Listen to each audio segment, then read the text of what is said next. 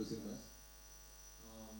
మొదటిగా నేను అరవింద్ గారి గురించి వినేంత వరకు ఆయన ఒక సక్సెస్ఫుల్ నిర్మాత, smooth business man, sharp mind, అది ఇది వింటారు. ఆయన్ని నిజమే. బట్ వాటితో పాటు ఒక తక్కువ తెలిసిన యాంగిల్ ఉంది. అదేంటంటే ఆయన ఒక సినిమా భక్తుడు, ఒక సినిమా ప్రేమికుడు.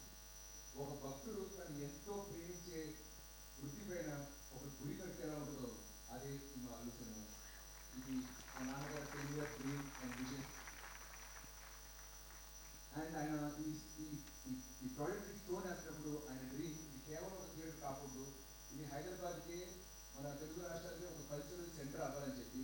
అందుకే మీరు బయట రిలేటివ్స్లో జనరల్గా అందరూ యాడ్ చేసుకుంటూ ఉంటారు. మేము కానీ మా నాన్నగారి కోరిక ప్రకారం దాంట్లో తెలుగు సినిమా చరిత్ర గురించి, మనం గొప్పగా గుర్తుంచుకునే దర్శకుల గురించి, నిర్మాణం గురించి, నటుల గురించి ప్రజెంటేషన్ తయారు చేసి నడుపుతూనే ఉన్నాం.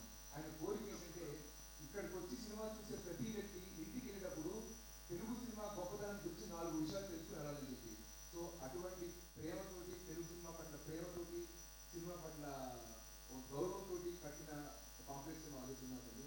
సో ఉత్సవ కేంద్రం కాకుండా తెలుగు సినిమాలు జరిగే ప్రతి ఫంక్షన్ ఈవెంట్కి ఇది ఒక ఇల్లు కావాలి. సో ఇండస్ట్రీ మొత్తం ముందుకొచ్చి ఈ సెలబ్రేషన్స్ అన్ని మాతో పాటు షేర్ చేసుకుంటారని కోరుకుంటున్నాము. చాలామంది ఇప్పుడు ఆయన తీసిన సంస్థలు కానీ, లేకపోతే ఆయన తీసిన సినిమాలు కానీ, ఆయన స్థాపించిన సంస్థలతో పాటు ఆయన లెగసీలోకి ఇది కూడా ఒక భాగంగా చేరుతుంది. Very happy for that. And Aravind గారి లెగసీ విషయానికి వస్తే, తెలిసిన వాళ్ళు బయట అందరు నన్ను అడుగుతుంటారు, నువ్వేమీ సినిమా తెలియదు ఇప్పటివరకు, ఆయన లెగసీ నువ్వు ఎలా మోస్తావు అని చెప్పి.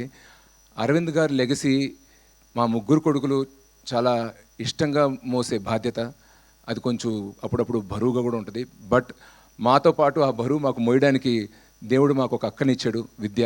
దాంతోపాటు స్నేహితులు, మా బన్నీవాసు గారు కానీ, మా నాన్నగారు స్నేహితులు మూర్తి గారు కానీ, మా కజిన్ తేజ కానీ, మా సీను కానీ, మాతో పాటు ఆ పల్లకి ఆ బరువును మోయడానికి వీళ్ళందరూ నాతో పాటు ఉన్నారు.